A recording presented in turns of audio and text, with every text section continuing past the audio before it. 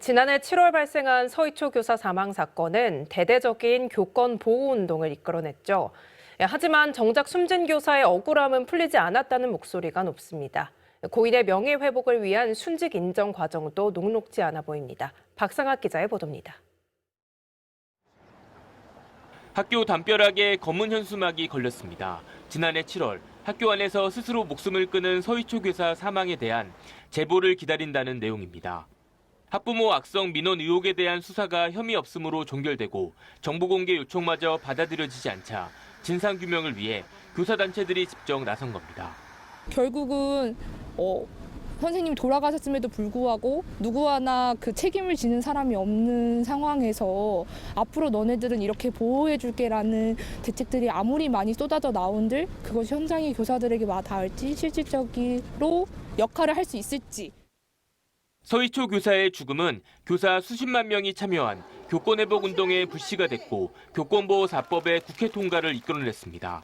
하지만 정작 고인의 명예회복을 위한 순직 인정은 여전히 불투명합니다. 인사혁신처는 자료 보완을 이유로 아직까지 심의 일정을 잡지 못하고 있습니다. 순직 판정을 위해선 공무상 재해가 인정되어야 하는데 이를 위해서 수사기관의 협조가 무엇보다 중요합니다. 경찰이 이 절차에서마저 비협조적이라면 과연 우리 모두가 내가 사망한 사건에 있어서 또는 다른 사람이 사망한 사건에 있어서 죽은 자는 말이 없고 나머지 사람들 모두가 이걸 덮어버린다면 그 자식을 잃은 부모는 평생 아마 이 진실을 찾아 헤매지 않겠습니까? 또 다른 문제는 교사의 극단적 선택이 공무상 재해로 인정받는 경우가 드물다는 겁니다. 2018년 10월부터 지난해 6월까지 교사 유가족이 신청한 20건 가운데 순직 인정은 3건에 불과했습니다. 다른 직종에 비해 비율도 낮지만 과정도 녹록지 않습니다.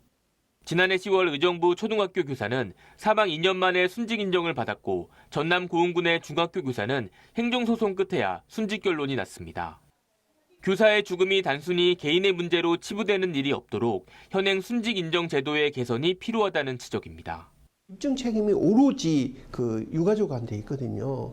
그런 스트레스와 인과관계를 형성하는 부분을 그 유가족이 찾고서 그를 인정을 받기까지는 너무 어려움이 있다. 이런 문제가 있고 또 실제로 순직 인정 기간이 너무 오래 걸립니다. 서희초 교사의 순직이 어떻게 결론이 날지 또 얼마나 걸릴지도 알 수 없습니다. 교육계에선 악성 민원과 과중한 업무 스트레스도 순직의 중요한 원인으로 인정해야 한다는 목소리가 커지고 있습니다. HCN 뉴스 박상학입니다.